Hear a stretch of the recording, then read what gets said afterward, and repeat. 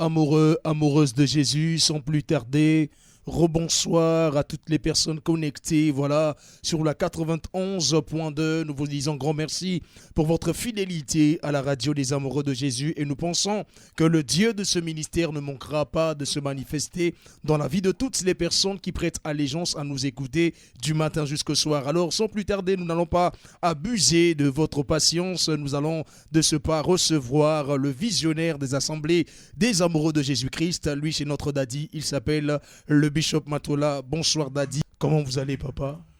Dieu fait grâce, merci. Ok, alors papa, nous vous recevons encore ce soir pour nous parler de la part du Seigneur dans cet espace réservé à l'émission de la délivrance et de la restauration. Alors de quoi avez-vous prévu nous parler cette nuit papa? Merci, mais nous allons d'abord prier si vous le permettez. Seigneur, nous te rendons grâce pour ta fidélité, ta bonté et ta miséricorde. Tu nous gardes en vie, c'est pour que nous puissions accomplir ta volonté. Nous voici encore en contact avec les bien-aimés qui sont dans leur maison. Seigneur, mon Dieu, mon roi, certains sont dans les moyens de transport. Nous voulons que tu puisses, Seigneur, nous assister par le biais de ton Esprit Saint, afin que tout ce que nous allons dire soit ta volonté et que ce soit pour ta seule gloire. Assurément, Seigneur, tu vas faire du bien à quelqu'un à travers cette émission. Tu vas bénir quelqu'un, tu vas délivrer et tu vas restaurer. Seigneur, mon Dieu, mon roi. Laisse une fois de plus que tes anges, Seigneur, mon Dieu, mon roi, soient mobilisés pour ta seule gloire. Au nom de Jésus. Amen. Amen.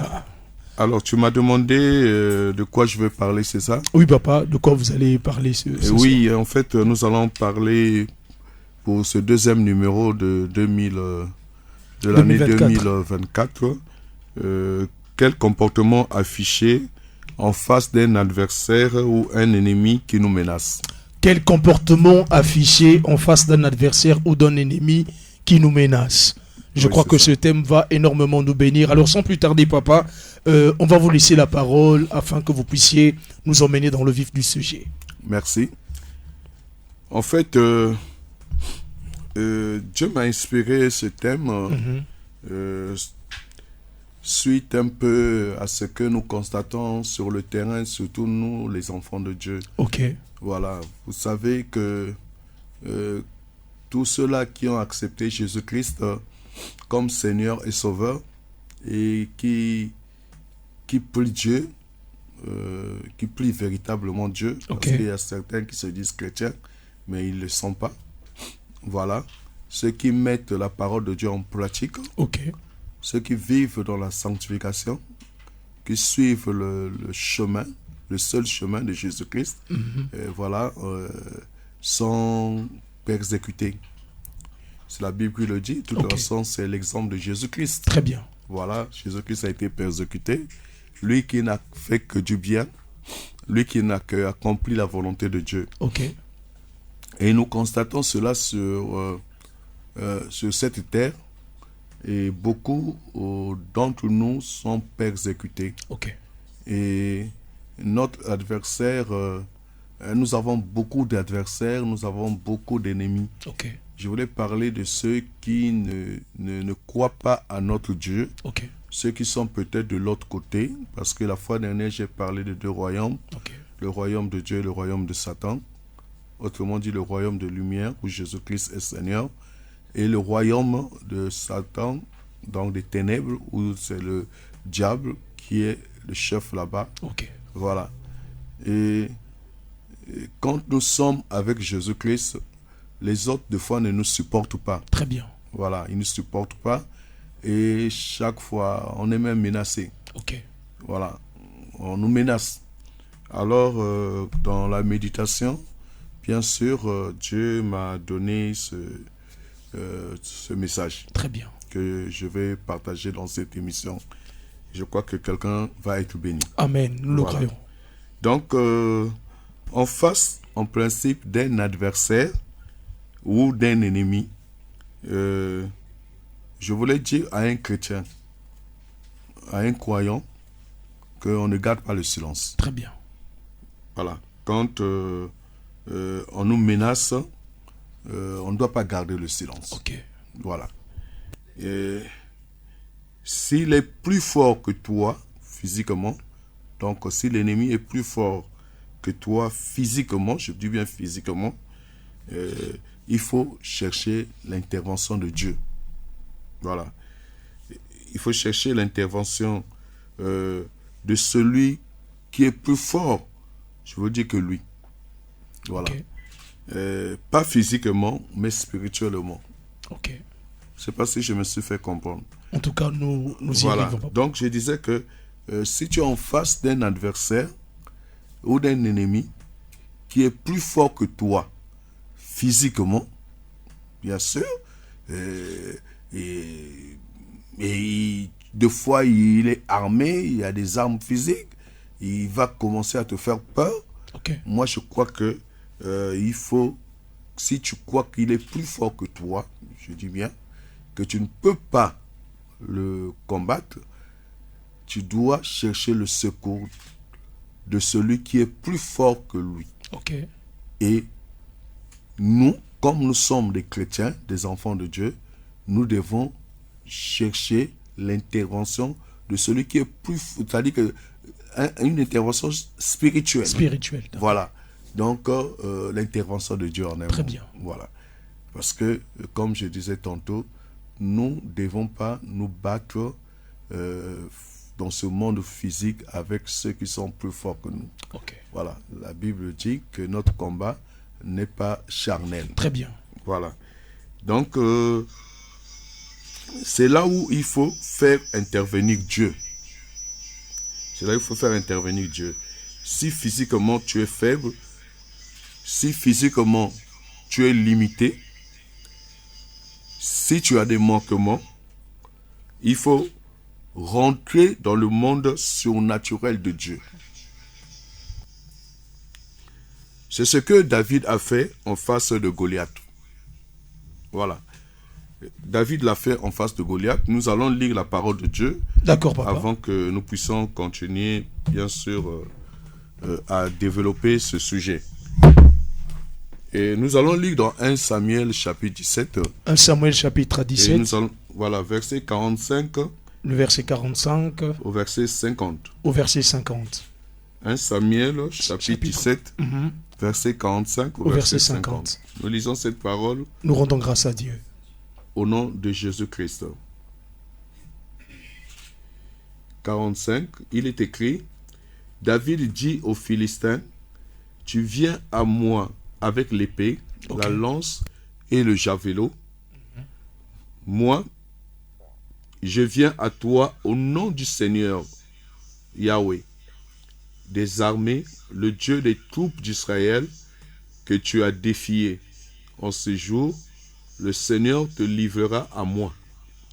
Je te frapperai et je te couperai la tête. En ce jour, je donnerai les cadavres du camp des Philistins aux oiseaux du ciel et aux animaux de la terre. Et ainsi toute la terre saura qu'il y a un Dieu pour Israël. Pour Israël. Nous continuons. Verset 47.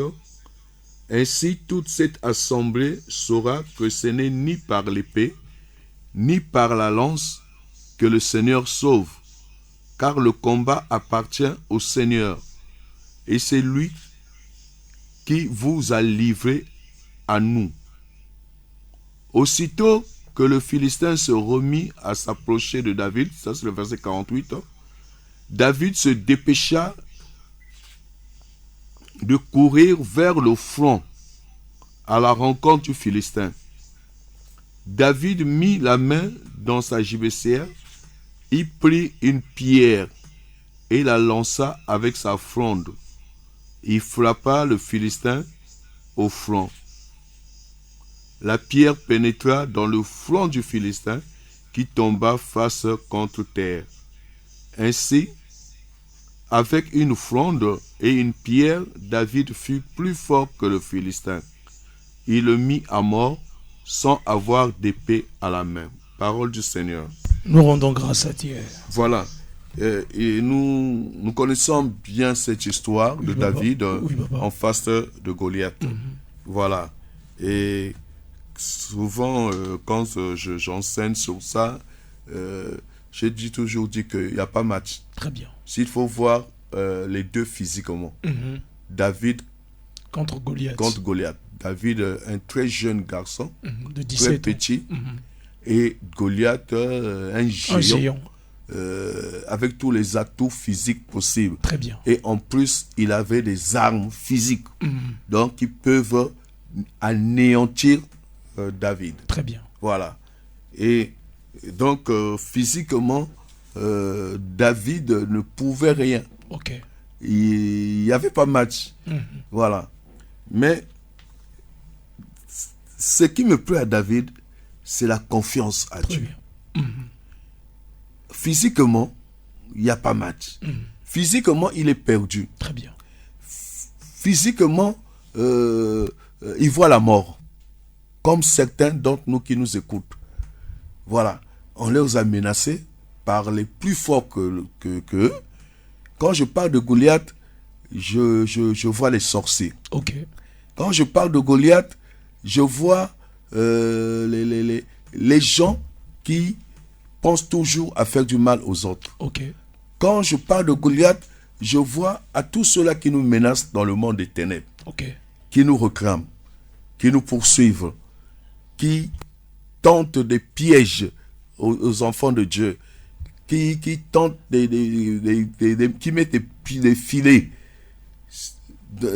pour que les enfants de Dieu tombent, qui sont contents quand ils entendent qu'il y a un malheur qui arrive à un enfant de Dieu. Voilà. Qui injectent dans le monde des ténèbres, qui injectent des gens, des injections, des maladies incurables, qu'on appelle démoniaques, pour amener vite les gens à la mort. Donc, il y a des gens comme ça. Voilà. Ce sont des Goliaths. Et nous, les enfants de Dieu, nous sommes des David. Très bien. En face d'eux, physiquement, nous n'avons pas de force. Encore plus, dans ce monde physique, ils se moquent de nous. Quand ils nous voient, ils trouvent que nous, on n'est rien. Voilà, ils peuvent nous anéantir. Qu'on n'a pas la force comme eux. Voilà. Que s'il y a un match avec eux, c'est-à-dire s'il y a un combat, ils ont la victoire. Donc on nous sous-estime, nous, Ok. physiquement. David avait compris ça. David s'est rapproché. David est allé combattre Goliath, et pas parce qu'il était fort physiquement. Très bien. David avait des faiblesses. David avait des manquements. Très bien. La preuve qu'il n'était pas grand de taille. Il n'avait pas des armes physiques efficaces. David avait des faiblesses, disais-je, et il était limité sur plusieurs choses. Donc voilà. Mais David a fait confiance à Dieu. Il a dit que la victoire appartient à l'Éternel. David savait que David, c'est un exemple d'un citoyen du royaume de Dieu. Et en face, Goliath, c'est un citoyen du royaume des ténèbres. Donc, en un mot, on peut dire par là, c'est un combat spirituel. D'accord. Voilà. Et dans le combat spirituel, la victoire appartient à Dieu. Amen. Parce que c'est Dieu qui combat pour les enfants de Dieu. Amen. C'est pas nous qui combattons. Très bien. David savait que face à Goliath, dans ce combat, c'est pas lui qui va combattre. Yes. Voilà. C'est pas lui qui va combattre. C'est Dieu, le Dieu qu'il avait connu, le Dieu qu'il a toujours protégé, le Dieu qu'il avait donné des victoires dans les combats antérieurs. C'est lui qui devait lui donner la victoire. Oh yes. Et David n'est pas... Ce qui est important, que je voulais souligner, c'est que David n'est pas resté silencieux. Très bien. David n'est pas resté silencieux. David a fait des déclarations. Voilà. Face aux menaces de Goliath, David n'est pas resté silencieux. Très bien. David a fait des déclarations qui ont troublé Goliath. Qui ont troublé Goliath. Alors, si nous pouvions encore un peu lire. Bien sûr, papa. Voilà. Ici, on nous dit ceci. Le verset 41, le Philistin s'approcha peu à peu de David, précédé de l'homme qui portait son grand bouclier. Le Philistin toisait David avec mépris, ne voyant en lui qu'un jeune garçon roux, de belle apparence. Le Philistin dit à David, ça c'est Goliath qui dit à David, suis-je un chien que tu viennes contre moi avec des bâtons? Puis le Philistin maudit David par ses dieux. Enfin le Philistin dit à David, viens à moi, et je donnerai ta chair aux oiseaux du ciel et aux bêtes des champs. Voilà, donc il a menacé David, et plutôt le Philistin, donc Goliath, il a menacé David. Très bien. C'est ce que le diable fait. C'est ce que les sorciers font. Yes. Sur cette terre des vivants. On nous menace. Et si tu restes tranquille, c'est qu'il sait déjà qu'il a gagné. Okay. Tu vas partir comme si, je ne sais pas moi. Voilà, facilement. Mais écoute ce que le verset 45 dit. Oui, papa. C'est-à-dire que quand Goliath l'a menacé, la Bible dit, David dit aux Philistins, donc à Goliath, très bien. Tu viens à moi avec l'épée, la lance et le javelot. Moi, je viens à toi au nom du Seigneur, Yahweh, des armées, le Dieu des troupes d'Israël que tu as défié. Très bien. Donc, lui aussi, courage. Donc, il a eu le courage de dire ces mots-là à Goliath. Et il a dit au verset 46, en ce jour, le Seigneur te livrera à moi. Yes. Ah, Seigneur. Ça, c'est la confiance qu'on doit avoir avec Dieu. Il dit, en ce jour, le Seigneur te livrera à moi. Je te frapperai et je te couperai la tête. Donc, il a déjà prophétisé. Yes. Je dis, ça, ce sont ce que nous appelons des déclarations prophétiques. Voilà. Un enfant de Dieu doit déclarer au nom de Jésus ce qui va se passer. Ce qu'il veut que ça arrive. On appelle ça, c'est ça la prophétie. Des déclarations prophétiques. Donc, voilà pourquoi j'enseigne souvent aux gens, nous sur cette terre, on doit c'est-à-dire qu'on doit marcher avec l'inspiration. Dieu parle quand nous sommes dans des situations difficiles, quand nous sommes en face des obstacles, quand nous sommes en face des gens qui nous attaquent, que des gens qui nous menacent. Quand nous sommes, on ne doit pas, c'est-à-dire qu'on ne doit pas parler pour parler, mais on doit écouter la voix du Seigneur. Ce qu'il va nous dire, c'est ce qu'on va dire. David, là, on peut lui dire que il était un prophète. Il a déclaré. Voilà. Il a dit que en ce jour, le Seigneur te livrera. Ça, c'est avant même le combat. Il a dit à Goliath, il dit, en ce jour, pas demain, mais en ce jour, voilà, le Seigneur, Dieu te livrera à moi. Je te frapperai et je te couperai la tête. En ce jour, je donnerai les cadavres du camp des Philistins aux oiseaux du ciel et aux animaux de la terre. Et ainsi toute la terre saura qu'il y a un Dieu pour Israël.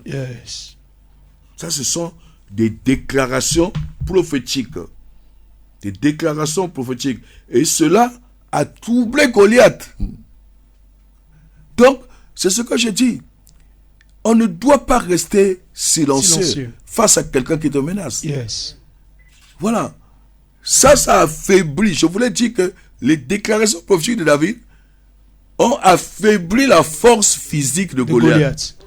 Parce que Goliath s'est dit, comment ça? Un petit comme ça? Il a dit qu'il va me couper la tête. Un petit comme ça, il va me tuer. Voilà. Goliath a raisonné physiquement. Or, David, il a raisonné spirituellement. David était dans le surnaturel. Goliath était dans le monde physique, dans ce qui est naturel. Il avait des yeux, lui il voyait un petit garçon, il voyait quelqu'un qui va piétiner, mais David voyait ces choses, c'est-à-dire que il voyait ce combat-là spirituellement. Ce qu'on appelle la vision spirituelle. Il avait l'œil spirituel. Il savait que son Dieu est plus fort. Et c'est ça que nous devons avoir comme comportement. C'est ça. Dans ce monde.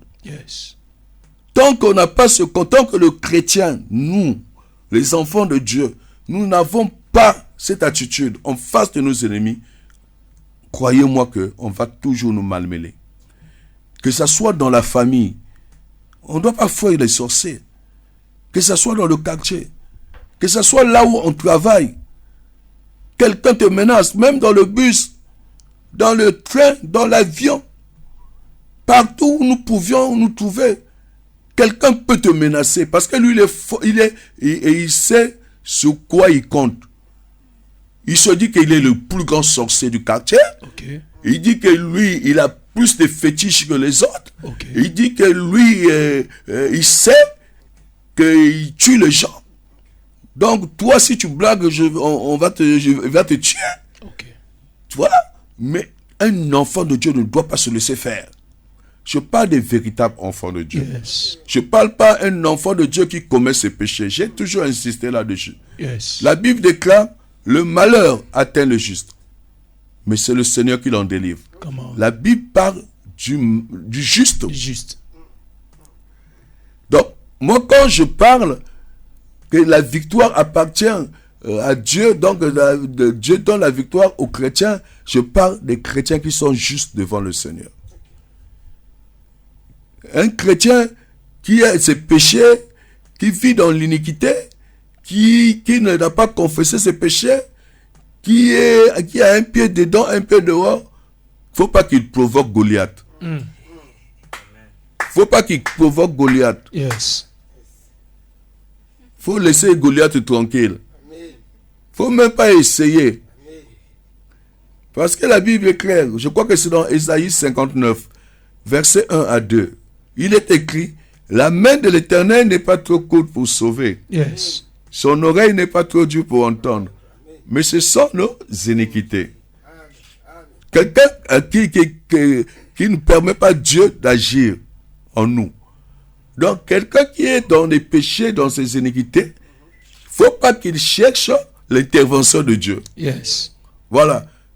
Moi, je dis déjà que David, là, s'il était dans les iniquités, c'est-à-dire que s'il avait commis des péchés là où il était là, moi, je crois que Dieu ne devait pas même l'inspirer ce qu'il devait faire. Yes. Donc, les bien-aimés qui m'écoutent, qu'ils me comprennent, s'il vous plaît.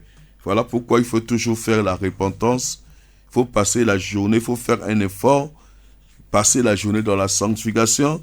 Avant de dormir, il faut toujours faire la repentance pour que tu dormes calmement sous la protection de Dieu, afin que notre Dieu soit ton abri et refuge. Et s'il y a un ennemi, un adversaire qui veut venir te visiter la nuit, que Dieu te protège. Yes. J'espère que le bishop Matola a conseillé quelqu'un. En tout cas, reçu 5 sur 5. Donc, David était sûr de son Dieu. Et dans le monde spirituel, Dieu nous inspire toujours ce qu'il faut faire. Quand quelqu'un est connecté spirituellement avec Dieu, Dieu l'inspire ce qu'il faut faire. Yes. Même si on t'amène au